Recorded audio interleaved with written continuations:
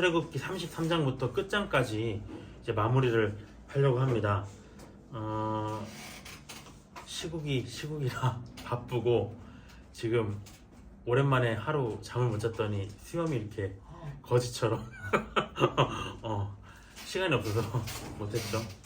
그래서 이렇게 됐는데 참 점점 더 크리스천들이 바쁘게 만드는 것 같아요.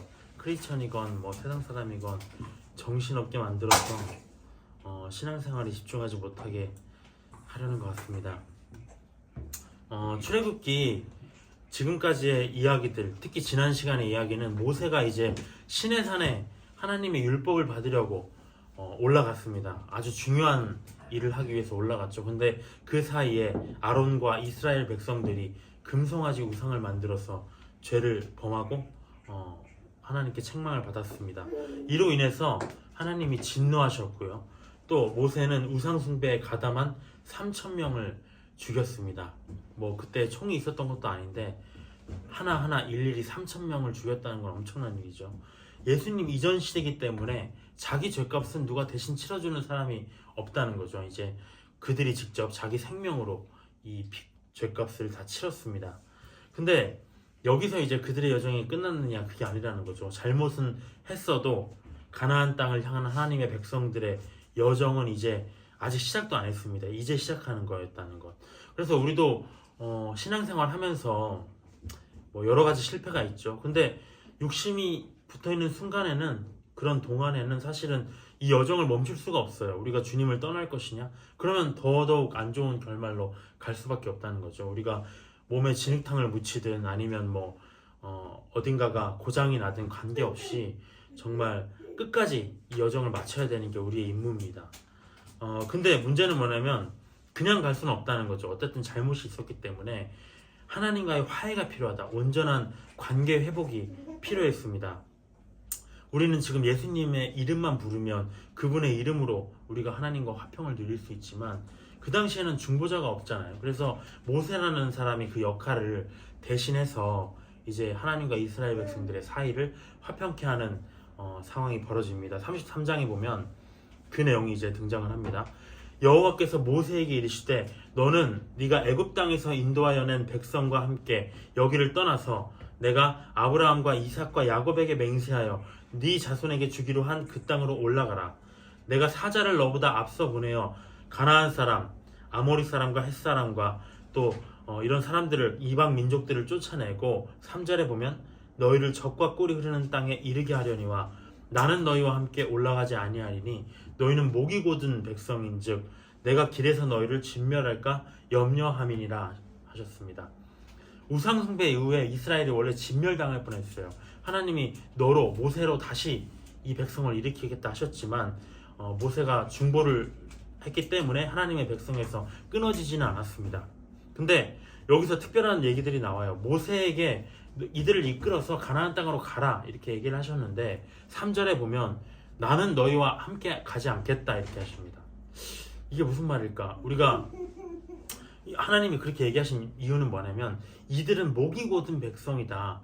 내 명령보다 자기들의 뜻대로 하고자 하는 그런 완고함이 강한 자들이기 때문에 이번 일뿐만 아니라 그 여정 속에서 또 그들이 나를 배반하고 한다면 내가 그들을 목도했을 때, 그의 반역을 목도했을 때 이번에는 진짜 멸망시킬 것 같다. 그러니까 나는 같이 안 가겠다. 이렇게 얘기를 하신 겁니다. 이게 축복일까 저주일까 참 헷갈려요. 우리가 어렸을 때 잘못을 이렇게 저지르면 부모님이 이런 얘기 하잖아요. 네 멋대로 살아라. 이제 나는 손 떼겠다. 이렇게 하시잖아요. 근데 만약에 진짜 손을 떼버리면 자식들은 살아갈 수가 없잖아요. 어린 자녀들인데. 그러니까 당장은 뭐 혼나지 않아서 좋겠지만 장기적으로는 살아갈 수 없다는 거죠. 근데 동일한 겁니다. 가나안 땅, 천국까지 가야 되는데 이 여정 가운데에서 여러 가지 방해가 있다는 거죠. 왜 이렇게 웃죠? 김선우 씨? 거룩한 설교 시간에? 이 믿음의 여정을 가야 되는데 이것을 방해하려는 세력이 반드시 있다는 거죠. 우리도 마찬가지입니다. 천국까지 가는 여정에서 사탄이 계속 공격을 해온다는 것. 근데 하나님이 만약에 우리한테 내가 천국 문은 닫지 않을게. 너희들이 잘 알아서 해가지고 천국까지 와라. 내가 받지는 않아 놓을게. 이렇게 방치하신다면 우리가 온전한 신앙을 가지고 천국에 갈 수 있을까요? 하나님의 도우심 없이 그렇게 된다는 건 불가능한 일이라는 거죠. 그래서 이런 엄중한 말씀을 들었을 때 이스라엘 백성들은 내가 통해야 하는 심정으로 회개하는 마음으로 하나님께 나아갔어야 됩니다. 나아갔어야 되는데 이들의 반응이 어떠했는가? 4절에 보면 백성이 준엄한 말씀을 듣고 슬퍼하여 한 사람도 자기의 몸을 단장하지 않았다고 합니다. 내가 너희들에 대한 관심을 이제 끌게. 너희들이 알아서 잘 살아라. 가나안 땅까지 잘 가거라. 이렇게 했음에도 불구하고 감흥이 없다는 거죠. 한 사람도 금송아지의 그런 우상의 재료가 된 이 금붙이 장신구들을 다 떼어내고 자기의 몸을 거룩하게 단장하고 회개하려 하지 않았다는 것. 그래서 아마 그들은 속으로 이 말을 들었을 때 하나님이 우리한테 관심 안 가지시면 내가 이제 혼날 일도 없고 더 좋겠다 라고 좋아했을지도 모릅니다. 근데 우리가 이렇게 신앙생활 열심히 하다가 넘어졌을 때 형벌에 대한 두려움과 애통함으로 회개하게 되잖아요. 근데 어떠한 계기로 우리가 그런 회개함을 넘어서서 교회를 아예 떠나버렸다? 하나님과의 관계를 단절시켰다? 그러면 어떻게 될까? 이것도 마찬가지거든요. 당장은 어떤 징계를 받을 것 같지만 사실은 막상 괜찮을 수도 있어요. 왜냐하면 일상에 별로 지장이 없어요. 저도 잠깐이지만 그런 적이 많이 있었기 때문에. 그러면 뭐 하나님 없어도 딱히 살만하네. 물론 즉각적인 징계도 있을 수도 있지만 뭐 주일마다 교회 갈 필요도 없고 이스라엘 백성들도 마찬가지겠죠. 하나님 안 계시니까 예배할 필요도 없고 그냥 내가 가는 길로 가면 되는 거 아닌가. 근데 그러한 우리가 하나님 없는 생활에 조금만 나아가다 보면 금방 육신은 금방 적응합니다. 죄에 대해서도 무감각해지고요. 근데 우리가 주의할 건 뭐냐면 이렇게 하나님의 백성이 하나님의 케어, 그 징계, 어떠한 잘못이 있을 때 징계를 하시는 그런 걸 받지 않는다면 사실 버려진 거와 다름없다는 거죠. 우리의 구원이 온전한가 의심해 볼 그런 근거가 된다는 겁니다. 근데 이런 상황 속에서 애가 타는 게 그러니까 백성들은 전혀 몰라요. 이 상황에 대해서. 근데 모세만 애가 타는 거죠. 그래서 모세가 이제 하나님께 간구를 하는 겁니다. 근데 이 한 사람의 의인의 간구로서 하나님이 움직이신다는 거죠. 예수님이라는 한 사람의 그런 은혜로 우리가 구원을 받았듯이 5절에 보면 여호와께서 모세에게 이르시기를 이스라엘 자손에게 이르라 너희는 목이 곧은 백성인즉 내가 한순간이라도 너희 가운데에 이르면 너희를 진멸할 것 같다. 너희는 장신구를 떼어내라. 그리하면 내가 너희에게 어떻게 할 건지 정하겠다. 이렇게 얘기하셨습니다. 그러니까 이스라엘 백성들이 장신구를 떼어냈다고 하죠. 하나님이 가나안 땅으로 가는 이 이스라엘의 여정에 동행해 주십시오. 모세가 간구를 했어요. 근데 하나님이 뭐라고 하시냐면 내가 네 말은 잘 알겠는데 동행을 할지 말지 결정하기 전에 너희들 안에 있는 그 죄의 누룩, 우상의 재료가 된 그 장신구들부터 떼어내야 되는 거 아니냐? 우리가 죄를 짓고 하나님과 지금 단절이 됐어요. 근데 늘 기도하는 건 하나님 나와 함께 해주세요. 다시 나를 회복시켜 주세요. 나를 도와주세요. 이렇게 기도하지만 선행되어야 할 건 뭐냐? 그런 것들이 문제가 아니라 내가 잘못했습니다. 자복하는 죄의 회개가 먼저 나와야 된다는 거죠. 무조건. 근데 모세는 일단 하나님 함께 해주세요. 함께 해주세요. 함께 하고 싶어요. 하나님도. 근데 거룩하신 하나님이기 때문에 이들의 이 죄가 있는 모양에서는 함께 하실 수 없다는 거죠. 7절에 보면 그래서 모세가 장막을 취했습니다. 진 밖에 이렇게 쳐서 진영과 멀리 떨어지게 하고 그 이름을 회막이라고 지었습니다. 그리고 여호와를 앙모하는 자는 다 진 바깥에 회막으로 나오라 이렇게 얘기를 하셨고 모세가 회막으로 나아갈 때 그 모습을 보고 백성들이 일어나서 모세가 회막에 들어가는 모습을 바라보고요. 회막에 들어가면 구름 기둥이 거기에 내렸다고 합니다. 그리고 모세하고 말씀을 하셨습니다. 그때 모든 백성들이 그 구름 기둥이 서 있는 걸 보면 다 일어나서 함께 예배를 드렸습니다. 11절에 사람이 자기의 친구와 이야기함 같이 여호와께서는 모세와 대면하여 말씀하시며 모세는 진으로 돌아오나 눈의 아들 젊은 수종자 여호수아는 회막을 떠나지 아니하니라. 이게 장막은 우리가 광야 생활 중에 이스라엘 백성들이 거주하기 위해서 세운 텐트입니다. 근데 이 회막은 하나님과의 교제를 하기 위해서 이스라엘 백성들의 진영 밖에다가 별도로 세웠다는 거죠. 그래서 우리가 이제 뒤에 보면 하나님을 예배하는 성막이 만들어져요. 근데 만들어지면 이제 성막이나 회막이나 똑같은 용어로 쓰이게 됩니다. 근데 이때는 지금 구분이 돼 있었어요. 성막이 완성되기 전이니까. 그래서 이런 구별된 장소를 만들어 놓고 하나님께 예배를 드렸습니다. 근데 특별한 건 뭐냐면 11절에 모세가 이제 예배를 드리고 돌아왔는데 여호수아는 회막에 계속 머물러 있었습니다. 모세의 수종을 드는 사람인데도요. 그러니까 우리가 이 여호수아라고 하면은 모세의 이제 어찌 보면 후계자가 이제 될 거고 자기의 이제 어찌 보면 제자인데 이 제자가 자기의 종이 자기의 신앙을 가지고 있었다는 거죠. 모세가 전하는 하나님의 말씀, 예배 그런 것만 보는 게 아니라 듣는 게 아니라 자기도 자기 나름대로의 하나님을 사모하는 그런 신앙이 있었다는 겁니다. 그래서 우리가 지금도 마찬가지예요. 여러 가지 다른 사람들의 설교를 듣고 아무리 위대한 사람들의 설교를 들어도 사실은 그건 내 신앙이 되진 않아요. 물론 듣고 내가 어떤 걸 깨달을 수는 있겠지만 중요한 건 뭐냐면 하나님과 나와의 그 믿음의 개인적인 관계가 있어야 되는 거거든요. 내가 힘들 때 하나님 뭐 길을 지나가면서 기도를 하더라도 하나님 내 상황이 이런데 지금 어떻게 해야 될까, 이런 일상적인 교제, 관남, 이런 삶 속에서의 예배들이 계속 나와야 된다는 거죠. 그냥 듣고 누가 하는 얘기 듣고 그냥 돌아가고 잠깐 기쁘고 마는 것, 그건 사실은 신앙이 아닙니다. 근데 이 여호수아는 자기만의 그런, 모세가 떠나더라도 자기가 남아서 자기와 별도로 하나님과의 교제 시간을 이렇게 가졌다고 합니다. 11절에 모세가 여호와께 아뢰되 보시옵소서 주께서 내게 이 백성을 인도하여 올라가라 하시면서 나와 함께 보낼 자를 내게 지시하지 아니하시나이다. 주께서 전에 말씀하시기를 나는 이름으로도 너를 알고 너도 내 앞에 은총을 입었다 하셨사온즉 내가 참으로 주의 목전에 은총을 입었사오면 원하건대 주의 길을 내게 보이사 내게 주를 알리시고 나로 주의 목전에 은총을 입게 하시며 이 족속을 주의 백성으로 여기소서. 그러니까 아까 하나님이 장신구 떼어내라 그 다음에 내가 결정하겠다 하셨는데 아직 말씀을 안 하셨어요. 지금 모세가 자기랑 함께 보낼 자를 지시하십시오. 사실 그게 누구냐면 당신이 함께 가달라는 거예요. 결론적으로는 하나님께서 함께 가주셔야 됩니다. 그 얘기를 계속 얘기하고 있습니다. 하나님과 우리들과 거리 두지 말고 지금 다시 친밀한 관계를 우리가 회복해야 됩니다. 우리가 하나님과 냉전 중일 때가 있잖아요. 뭔가 서먹서먹하고 어색하고 그럴 때 저도 많이 당황스러워요. 뭔가 성경을 보고 공부하고 있는데도 뭔가 어색할 때가 있어요. 하나님과. 그럴 때는 뭔가 이게 하나님과의 관계가 온전치 않다라는 걸 생각해 보는데 그럴 때마다 계속 기도하고 하나님과의 임재, 그 손길을 느껴야 됩니다. 모세도 지금 그걸 느끼고 있는 거예요. 하나님과 소통을 하고 있지만 이 백성들과 하나님과의 사이가 지금 온전치를 않아요. 그러니까 14절에 결국에는 이제 하나님이 뭐라고 하시냐면 내가 친히 가겠다. 내가 너를 쉬게 하겠다라고 얘기하십니다. 한번 죄를 지어서 하나님과의 단절되었다가 이렇게 회복하려면 정말 힘들어요. 그래서 근데 이스라엘 백성들보다 사실 우리는 더 큰 죄를 지었었거든요. 근데 예수의 이름으로 즉시 용서받을 수 있게 되는 그 이름 안에 속한 우리가 얼마나 복된 것인가 이들을 보면 알 수 있습니다. 그러면서 모세에게는 쉬라고 해요. 근데 모세가 쉴 수 있었나요? 사실은 엄청 바삐 일했죠. 계속.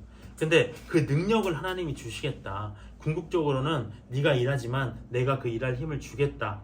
이렇게 얘기를 하셨습니다. 그 다음에 이제 16절에 넘어가면 나와 주의 백성이 주의 목전에 은총 입을 줄을 무엇으로 알리이까? 주께서 우리와 함께 행하심으로 나와 주의 백성을 천하 만민 중에 구별하심이 아니니까 여호와께서 모세에게 이르시되 네가 말하는 이 일도 내가 하겠다. 보여달라는 증거를 보여달라는 그것도 하겠다는 거죠. 너는 내 목전에 은총을 입었고 내가 이름으로도 너를 알기 때문이다. 모세가 이르되 원하건대 주의 영광을 보이소서 이렇게 얘기합니다. 이게 사람의 사실 한계죠. 하나님이 너와 친히 함께 가겠다 하시는데도 불구하고 눈에 보이는 증거를 달라는 것. 우리가 뭐 복음서에도 많이 나오잖아요. 보여주시옵소서, 표적을 주시옵소서. 사실 모세도 그랬던 거예요. 뭔가 함께 하시겠다고 하셨는데 보증을 해주시옵소서 이렇게 얘기를 했습니다. 하나님은 모세의 이름조차도 안다 이렇게 가까운 사이임을 고백하셨어요. 근데 19절에 보면 노인네처럼 웃네. 노인네처럼 웃어요. 19절에 보면 여호와께서 이르시되 내가 내 모든 선한 것을 네 앞으로 지나가게 하고, 하나님과 관련된 건 다 선한 겁니다. 완벽하게 선한 것들. 여호와의 이름을 네 앞에 선포하리라. 나는 은혜 베풀 자에게 은혜를 베풀고 긍휼히 여길 자에게 긍휼을 베푸느니라. 또 이르시되 네가 내 얼굴을 보지 못하리니 나를 보고 살 자가 없음이니라. 여호와께서 또 이르시기를 보라 내 곁에 한 장소가 있으니 너는 그 반석 위에 서라. 내 영광이 지나갈 때에 내가 너를 반석 틈에 두고 내가 지나도록 내 손으로 덮었다가 손을 거두리니 네가 내 등을 볼 것이요 얼굴은 보지 못하리라. 이렇게 얘기하셨습니다. 이스라엘과 동행하신다는 약속에 대한 증거로 하나님의 영광을 보여주십시오 이렇게 얘기하셨는데 그 요청을 거부하지 않으셨다는 거죠. 그러니까 여기 근데 하나님은 정면으로는 안 된다고 얘기하셨어요. 왜냐? 우리는 다 죄성을 가지고 있기 때문에 아무리 택함 받은 모세일지라도. 그래서 거룩하신 하나님 앞에 정면으로 설 수가 없다. 그래서 반석 틈에서 보호하심을 입었다가 뒷모습만 보게 하신다고 하셨습니다. 반석. 그러니까 우리도 예수님의 이름으로 하나님과 소통을 할 수 있어요. 그렇지만 그 앞에 우리가 지금 설 수 있나요? 설 수 없습니다. 근데 우리가 그 거룩하신 하나님과 결국에는 함께 할 때가 온다는 거죠. 언제는가? 계시록 22장에 돼 있습니다. 계시록 22장 3절 4절에 보면 우리가 마지막 새 예루살렘이죠. 하나님의 장막이 사람들과 함께 있음에 하나님이 그들과 함께 계시리니 그들은 하나님의 백성이 되고 하나님은 친히 그들과 함께 계실 것이다. 이렇게 얘기하셨습니다. 하나님과 함께 하실 수 있다. 천년왕국에서는 예수님과 함께 하지만 궁극적으로 이제 새 예루살렘이 시대가 되면 하나님이 우리와 함께 거주하는 그 상황들 우리가 상상할 수 없는 모습이죠. 34장을 보겠습니다. 1절에 보면 여호와께서 모세에게 이르시되 너는 돌판 둘을 처음 것과 같이 다듬어서 만들어라. 네가 깨트린 처음 판에 있던 말을 내가 그 판에 그대로 쓰겠다. 그래서 이제 준비를 합니다. 그래서 4절에 보면 모세가 돌판 둘을 처음 것과 같이 깎아 만들고 아침에 일찍이 일어나 그 두 돌판을 손에 들고 여호와의 명령대로 시내산에 올라가니 여호와께서 구름 가운데 강림하사 그와 함께 거기 서서 여호와의 이름을 선포하실세 여호와께서 그의 앞으로 지나시며 선포하시되 여호와라 여호와라 자비롭고 은혜롭고 노하기를 더디하고 인자와 진실이 많은 하나님이다. 이렇게 되어 있습니다. 하나님의 이름을 음성으로 이렇게 밝히신 거죠. 깨어진 첫 번째 돌판 대신에 두 번째 돌판을 주셨습니다. 두 번째 돌판을 주시면서는 그 특별하게 뭘 말씀하셨냐면 은혜를 지금 말씀하고 계세요. 그게 내 이름이다. 근데 이스라엘 백성들이 지금 우상을 섬겨서 자기를 배반했기 때문에 첫 돌판이 깨졌어요. 근데 즉시 심판하지 않고 은혜를 베푸셔서 새 돌판을 주셨다는 거죠. 근데 첫 번째 돌판이나 두 번째 돌판이나 내용들은 다 똑같아요. 다 율법입니다. 근데 저는 개인적으로 이 내용들을 봤을 때 어찌 보면 율법이라는 첫 번째 심판의 돌판 대신에 지금 새로 주신 이 은혜의 돌판은 뭔가 복음이 아닐까 이런 생각을 해봅니다. 7절에 보면 인자를 천대까지 베풀며 악과 과실과 죄를 용서하리라. 그러나 벌을 면제하지는 않고 아버지의 악행을 자손 3, 4대까지 보응하리라 얘기하셨습니다. 죄를 짓고 회개하면 하나님은 그 악과 과실과 죄를 용서하시나 그 벌을 면제하시진 않는다는 거죠. 우리도 마찬가지입니다. 복음의 시대도 다윗이 구약 때 회개했지만 아들이 결국에는 죽었어요. 또 예수님과 함께 십자가에 매달린 강도가 회개해서 지금 예수님과 함께 낙원에 계시지만 결국에는 죽임 당했잖아요. 죄의 결과는 그래서 누가 대신 지어주는 게 아니에요. 죄값은 주님께서 치르셨지만 내가 벌려놓은 일들은 내가 수습할 수밖에 없다. 이 땅에서. 그게 나의 우리 인간의 모습입니다. 근데 중요한 건 무엇이냐? 그 고통을, 죄값을, 죄의 결과들을 우리가 감당해 나가면서 다시 죄를 짓지 않아야지, 반복하지 않아야지, 그걸 깨닫는 게 목적이라는 거죠. 그걸 당장 그 문제들이 해결이 된다고 무엇이 더 나아지겠습니까? 유익이 있겠습니까? 그것이 내 맘대로 풀 수가 없어요. 하지만 중요한 거는 그 일을 반복하지 않는 것. 그러니까 모세가 8절에 보면 급히 땅에 엎드려 경배하며 이르되 주여 내가 주께 은총을 입었거든 원하건대 주는 우리와 동행하옵소서. 이는 목이 뻣뻣한 백성이니이다. 우리의 악과 죄를 사하시고 우리를 주의 기업으로 삼으소서. 여호와께서 이르시되 보라 내가 언약을 세우나니 곧 내가 아직 온 땅 아무 국민에게도 행하지 아니할 이적을 너희 전체 백성 앞에 행할 것이라. 네가 머무는 나라 백성이 다 여호와의 행하심을 보리니 내가 너를 위하여 행할 일이 두려운 것임이라 이렇게 말씀하셨습니다. 진정으로 회개하는 자의 악과 과실을 그리고 죄를 용서하신다는 말씀을 듣고 모세가 바로 8절 보면 바로 급히 엎드려서 용서를 구했다는 거죠. 이것이 죄를 지은 자, 물론 모세가 죄를 지은 것은 아니지만 자기 백성들의 죄, 그 죄를 지은 자들의 반응이라는 겁니다. 즉각적으로 바로 급히 엎드리는 것. 근데 하나님이 다시 한번 이렇게 첫 돌판을 주실 때 이제 이 이후에는 어떤 내용들이 나오냐면 다시 이제 돌판을 주신다고 하셨잖아요. 그 똑같은 내용들을 다시 한번 쭉 뒤에 말씀하시는 겁니다. 우리가 이미 앞에서 다 본 내용들이에요, 사실. 그래서 짧게 보고 넘어가겠습니다. 11절부터 16절까지는 뭐냐면 가나안 땅의 이방 민족과 연합하지 말고 그들의 우상을 섬기지 말라. 세상에 연합하지 말라는 것, 세상 신을 섬기지 말라는 겁니다. 하나님이 아닌 세상 신을 섬기는 것은 영적인 간음이다. 15절에 보면 음란이다 이렇게 되어 있습니다. 두 번째는 17절 우상을 만들지 말라. 아까 세상의 우상을 섬기는 거하고는 조금 달라요. 이거는 돈이나 명예, 권력, 어떤 그런 성적인 부분 이런 거는 사실 세상의 우상이잖아요. 세상에 만연한 죄악들. 근데 내가 만든 일상적인 우상도 있어요. 뭔가 사람들은 죄라고 여기지 않지만 우리가 도덕적으로 문제되지는 않지만 내가 만약에 가족을 더 하나님보다 사랑하면 직업이나 취미도 마찬가지예요. 저는 요즘에 낚시하고 싶더라고요. 베드로처럼 취미, 낚시에 빠져서 교회를 못 간다면 어떤 취미 생활에 빠져서 교회를 못 간다면 그게 다 우상이죠. 어쩔 수 없이. 18절부터 26절까지는 재물과 절기를 지키라는 내용입니다. 우리가 다 봤지만 초태생의 어떤 그런 것들을 다 내게 속한 것이다. 그 다음에 안식일을 얘기하셨고요. 6월절 어린 양의 희생이죠. 구원을 얘기합니다. 또 초실절 첫 열매, 부활의 첫 열매 대신 또 예수님을 의미하고요. 수장절은 우리가 곳간에 열매들을 쌓았던 거를 기념하는 것인데 마찬가지로 우리가 천국을 얘기하는 겁니다. 우리 열매들이 하나님의 곳간에 들어가게 될 그날을 얘기하는 것. 그러면서 20절에 보면 하나님을 섬길 때 빈손으로 내 얼굴을 보지 말라 얘기하십니다. 빈손으로. 우리가 헌금은 구약의 율법이라고 경시하는 풍조가 너무 많아요. 사실 우리 갈보리 채플 외에는 다른 교회나 일반적인 교회에 다니는 사람들은 헌금 얘기하면 굉장히 경기 일으키더라고요. 근데 바울이나 구약의 얘기가 아니라 바울의 서신서나 신약에 보면 더 강조해요. 더 대놓고 노골적으로 바울은 요구하잖아요. 이게 요구하는 게 하나님의 나라를 위해서 네가 안 쓸래? 노골적으로 요구합니다. 헌금은 왜냐면 사역자를 위한 것도 아니고 교회를 위한 것도 아니고 사실은 내가 하나님께 바치는 행위거든요. 하나님을 사랑한다는 그런 증거이기 때문에 중요하다고 강조를 하셨습니다. 그리고 28절에 보면 모세가 그 새로운 돌판을 받으면서 40일간 금식을 했습니다.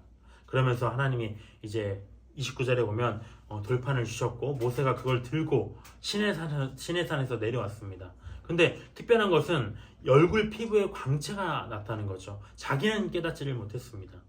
30절에 보면 아론과 온 이스라엘 자손이 모세를 볼 때에 모세의 얼굴 피부가 광채가 남을 보고 그에게 가까이 하기를 두려워했습니다. 너무 거룩하게 보여서. 31절에 모세가 그들을 부르매 아론과 회중의 모든 어른이 모세에게로 오고 모세가 그들과 말하니 그 후에야 이제 모세가 알게 됐습니다. 내가 지금 내 얼굴에 광채가 나는구나. 그리고 그 후에야 이스라엘 자손이 겁을 먹는 걸 풀고 이제 모세에게 다가와서 하나님이 전하신 말씀들을 다 전해 들었습니다. 33절에 모세가 그들에게 말하기를 마치고 수건으로 자기 얼굴을 가렸더라. 그리고 그러나 모세가 여호와 앞에 들어가서 함께 말할 때에는 나오기까지 수건을 벗었습니다. 근데 나와서는 이스라엘 자손들에게 그 들은 말씀을 전할 때에는 다시 수건을 썼다는 거죠. 왜냐? 35절에 보면 이스라엘 자손이 모세의 얼굴에 광채를 보기 때문에 말씀을 봐야 되는데 내가 하는 말을 들어야 되는데 그 사람의 어떤 외모적인 것들에 빠져 있었다는 거죠. 말씀을 전하는 자에게. 새 돌판을 받기 위해서 40일간 금식하니까 얼굴에서 광채가 났다고 합니다. 육신의 죄된 욕구를 다 끊고 하나님과의 영적인 교제만 집중하니까 사실 이렇게 거룩하게 영광의 광채가 나타나는 거죠. 근데 이 사실을 모르고 있다가 나중에 모세는 알게 됐습니다. 그리고 아까 말했듯이 하나님과 대면할 때는 수건을 벗다가 백성들과 대면할 때는 다시 수건을 썼습니다. 그러니까 하나님과 대면할 때는 왜 수건을 벗느냐? 하나님께는 가식 없이 해야 된다는 거죠. 모든 것을 내어놓고 진실된 마음으로 마음을 내어놓고. 근데 말씀을 전하기 위해 사람들과 대면할 때는 나의 영광을 드러내서는 안 된다. 자기의 영광을 드러난다는 게 뭐 지금 시대에도 우리가 잘 알고 있지만 사실은 나를 강조하는 거잖아요. 말씀 전하는 자의 어떤 대단함을 은근하게 자기에게 주목하게 한다. 특히 그래서 우리는 사역자는 특별히 뭐 간증을 할 때 그런 경우가 많이 있는 것 같아요. 내가 행한 일을 자꾸 얘기하게 되는 것. 하나님이 나에게 어떻게 얘기하셨는지 그 영광을 드러내야 되는데, 그래서 성경은 주 안에서만 자랑하라고 했잖아요. 근데 우리는 자꾸 우리의 영광을 드러내려고 합니다. 근데 이런 의미도 있지만 복음적으로는 또 다른 의미가 있어요. 우리가 고린도후서 3장을 한번 봐볼까요? 고린도후서 3장. 이 모세가 수건을 썼다, 이 사건에 대해서 또 복음적으로 바울은 다른 해석을 얘기합니다. 고린도후서 3장 13절을 한번 봐볼게요. 고린도후서 3장 13절 14절에 보면 이렇게 되어 있습니다. 우리는 모세가 이스라엘 자손들에게 장차 없어질 것에 결국을 주목하게 하지 못하게 하려고 그 수건을 그 얼굴에 쓴 것 같이 아니한다. 우리가 누구냐면 복음을 믿는 크리스천들입니다. 우리 크리스천들은 모세가 장차 없어질 것, 그러니까 모세가 전하는 율법, 예수님이 오시면 사라질 그 율법에 주목하지 않게 하려고 수건을 그 얼굴에 쓴 것 같이 아니한다는 거죠.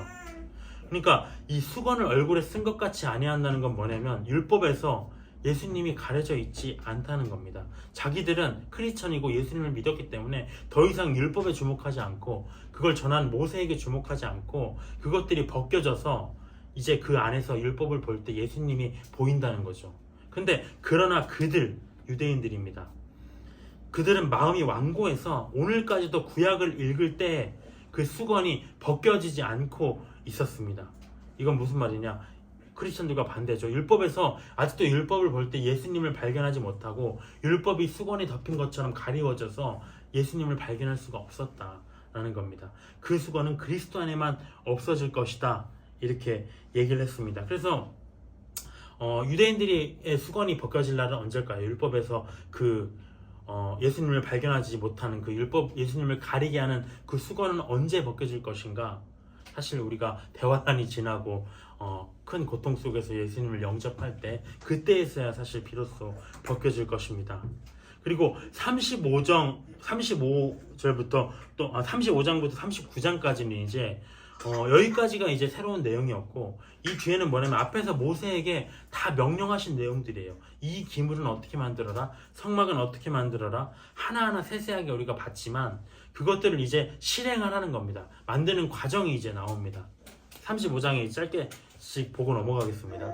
35장에 보면 뭐냐면 내가 이제 방법은 다 알려줬으니까 성막 5절에 보면 성막과 기구들을 만들 헌금 그리고 헌신자들이 나와야 된다 얘기하시는 겁니다. 성전 건축을 준비하고 있는 거죠. 교회가 만들어지기 전에 준비를 하고 있는 겁니다.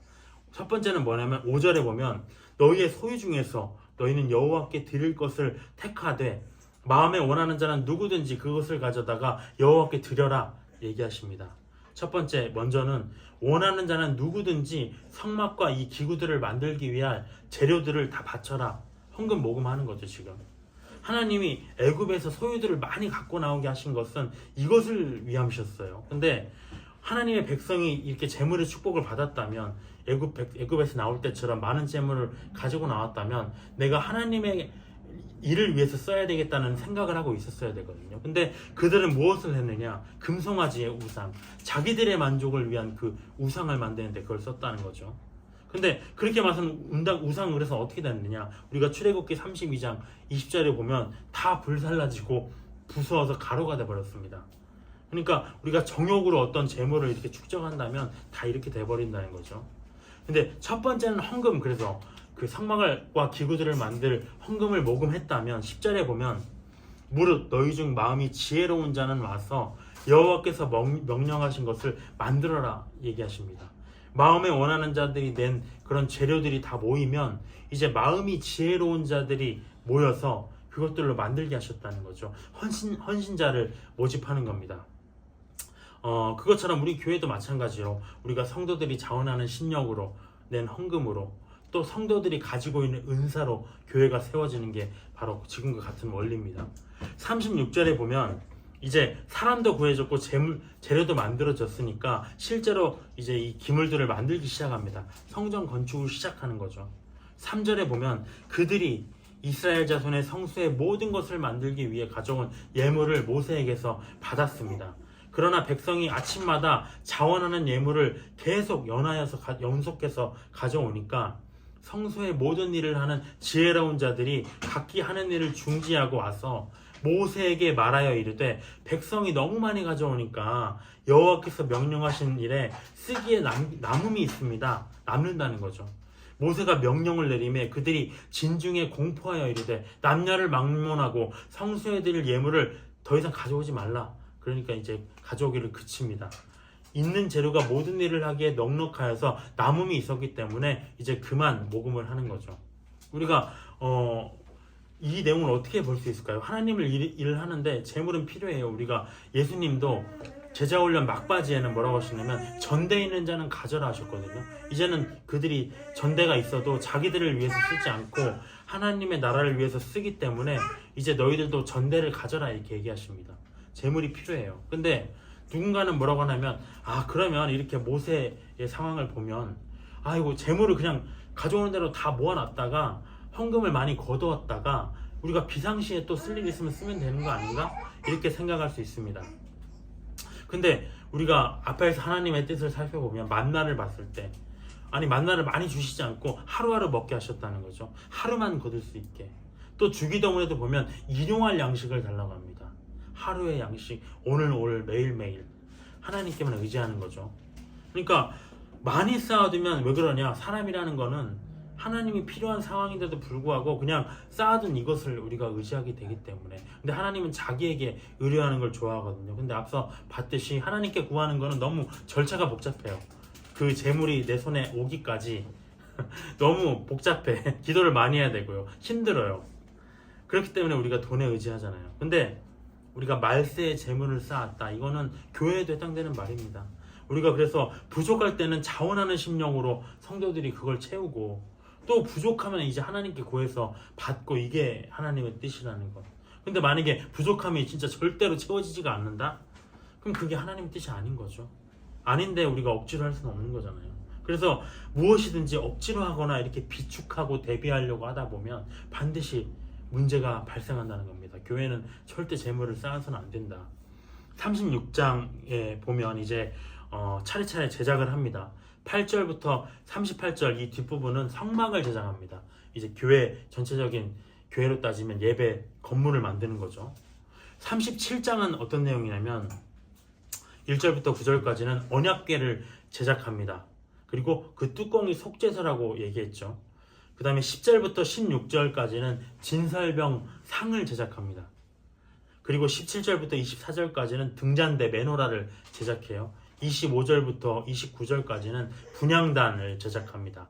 분향단을 제작하면서 관유, 거룩한 기름과 향, 거룩한 향을 같이 만들어야 된다 얘기하셨습니다. 만들고 있고요. 근데 이 재질들을 보면 좀 특이해요. 재질들을 보면 언약궤도 그렇고요. 그 다음에 진설병상, 분향단도 그렇고요. 아카시아 나무로 만듭니다.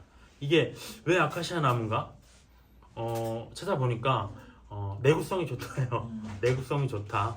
그리고 변함없다. 어떤 그런. 그리고 또 하나는 뭐냐면 언약궤 같은 경우에는 또 등잔대 같은 경우에는 금으로 이렇게 만들게 되어 있습니다. 금. 언약궤는 아카시아 나무랑 금이 같이 섞이는 거고요. 이 금은 하나님을 상징하는 거죠. 불변함. 불변함을 상징하는 것입니다. 또 왕을 상징하는 것이고요. 그럼 38장에 보면 1절부터 7절까지는 뭐냐면 번제단을 제작합니다. 1절부터 7절까지는 번제단. 근데 이것도 마찬가지로 아카시아 나무랑 놋을 섞어서 만들었어요.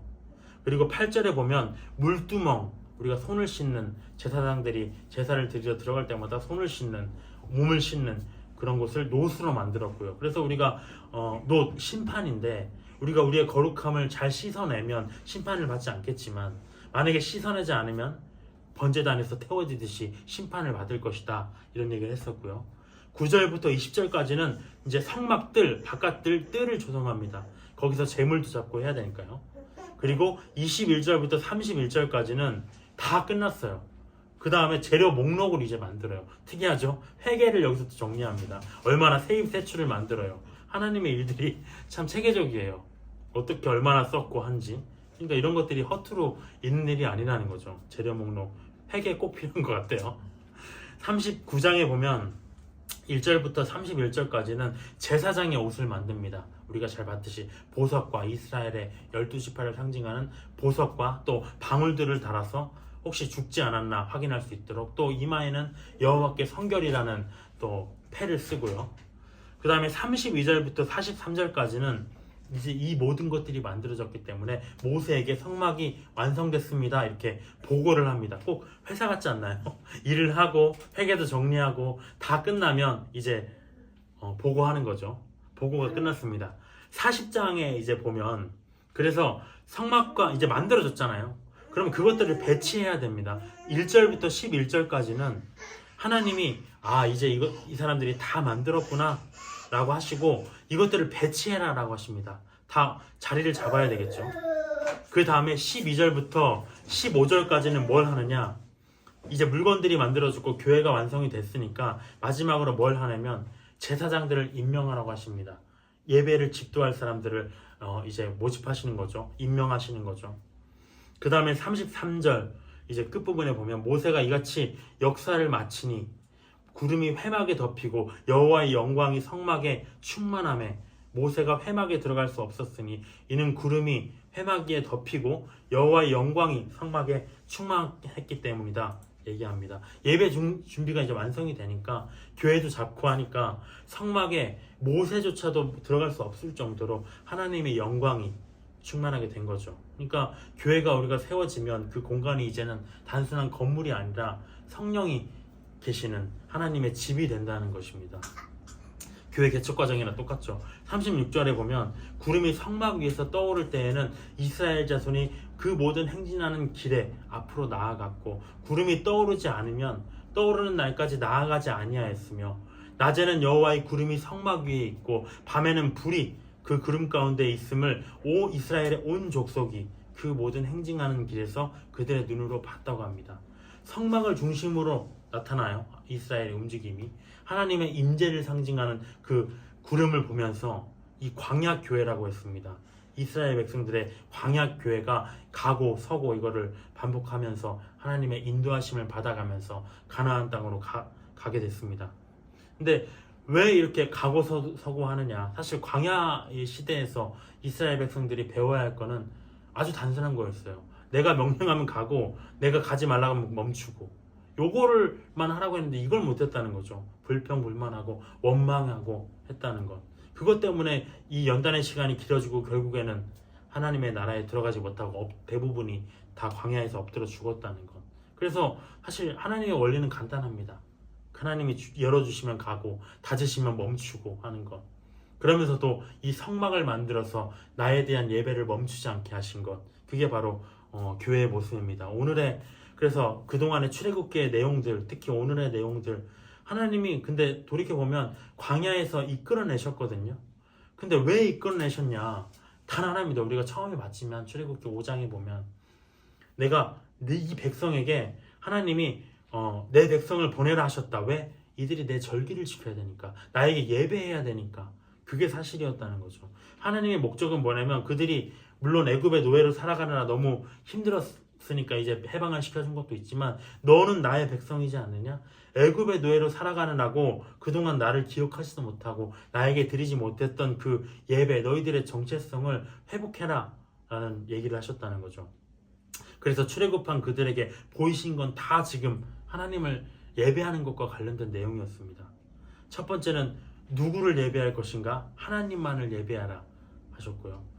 어떻게 예배할 것인가? 기물들을 만들고 장소를 마련하고 이렇게 하셨다는 거. 근데 제가 이 기간을 살펴보니까 재밌어서 살펴봤어요. 출애굽기 12장 2절에 보면 이게 유대력으로, 그러니까 1월 15일 1월 초하루에 광야에서 나왔습니다. 근데 성막을 완성하고 이렇게 본격적인 예배를 이렇게 드린 건 언제냐면 40장 17절에 보면 1년이 딱 지난 후 또 1년 1월 15일이에요. 초하루, 1월 초하루. 그러니까 1년 만에 광야 교회가 딱 개척이 됐습니다. 제가 우리 교회 역사 또 평안 교회로 한번 예배를 저희 아내와 이제 예배를 시작한 게 2월 28일.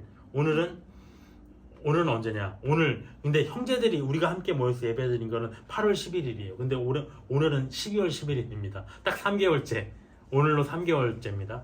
뭔가 맞춰보고 싶었는데 뭐 맞는 게 없더라고요. 어쨌든 간에 중요한 거는 1년이 있어야 되나? 라는 생각도 하고, 그럼 2월 8일인데? 라는 생각도 해보지만 뭐 교회 장소를 계속 구해야 되잖아요. 근데 뭐랄까요? 엄두가 안 난달까? 그러니까 뭐 장소를 뭐 재물에 대한 그런 문제가 아니라 얼마든지 있어요. 찾아보면 있는데 그게 끝이 아니잖아요. 장소를 구하면 이제 시작이야. 거기서부터 지금 이 성막을 만들어진 이때부터 시작이듯이 본격적으로 이제 시작이 되고, 돌이킬 수가 없고요. 이제는 전혀 돌이킬 마음이 없지만 이제는 뭐 어쩔 수 없는 거야. 그 공간을 또 이제 우리가 꾸려 나가야 되고, 개척 예배 뭐 이런 것도 해야 되고요. 사람이 또 이제 모여야 될 것이고, 그 후에는 어떻게 해나가야 되지? 이런 두려움이 있는 것 같아요. 근데 그래서 그것 때문에 주저가 많이 되는 것 같습니다. 어쨌든 하나님이 이 출애굽기를 쭉 보면서 깨닫는 건 뭐냐면, 성전을 건축해라. 성전을 만들었잖아요. 지금 광야에서 나와서. 그래서 제가 지금 이제 이 와중에서 마음에 드는 건 스룹바벨에게 하신 말씀이죠. 성전 건축은 힘도 아니고 능도 아니고 나의 영으로 된다. 이 말씀이라는 겁니다. 나의 믿음과 용기가 문제들, 또 자원하는 심령들이 모였으니, 이제 또 헌신할 자들이 모였으니 이제는 결단을 해서 만들어져야 되거든요. 그걸 위해서 많이 기도해 주시고요. 그 전에까지 우리가 하나님과의 온전한 화해를 이루고 장신구들을 떼어냈듯이 죄의 누룩을 품지 않는 것. 그래서 여기 보였듯이 하나님의 영광이, 성령이 충만한 우리가 교회를 개척했을 때, 실제로 공간을 마련했을 때 그러한 역사가 또 우리 교회에 일어날 거라고 믿습니다. 기도로 마치겠습니다. 주님 감사합니다. 이스라엘 백성들을 광야로 내보내시면서, 애굽에서 이끌어내시면서 계획하신 것은 이들이 나에게 예배하기 위함이다라고 하셨습니다. 나를 찬양하고 나를 섬기고 하는 데 집중하기 원함이셨습니다. 그 이스라엘 광야 교회의 내용들이 바로 우리 교회의 모습입니다. 많은 시행착오가 있었지만 우리가 중요한 것은 이스라엘 백성들처럼 우상을 섬기지 않고, 또 장신구들을 우리 몸에 마련하지 않고, 거룩함으로써, 성결함으로써, 의로움으로써 살아가는 것입니다. 그때 성막이 완성되고 사람들이 모이고 하나님을 진심으로 예배하는 자들이 모일 것이며, 그 속에서 성령의 충만함이 나타날 것입니다. 우리 이 모든 역사, 하나님의 말씀은 그대로 성취될 것을 믿사오니, 이 내용들이, 이 이스라엘 광야교회에게 해주신 이 내용들이 우리 교회 안에서도 성취되게 하여 주시옵소서. 하나님을 예배할 새 초소를 마련하여 주시고, 필요한 자들을 불러주시고, 연약한 심령들을 우리 교회로 불러주셔서 기쁨이 넘치는 종말을 준비하는 이 시대가 되게 하여 주시옵소서. 이 교회가 되게 하여 주시옵소서. 감사드리며 예수님의 이름으로 기도드렸습니다. 아멘.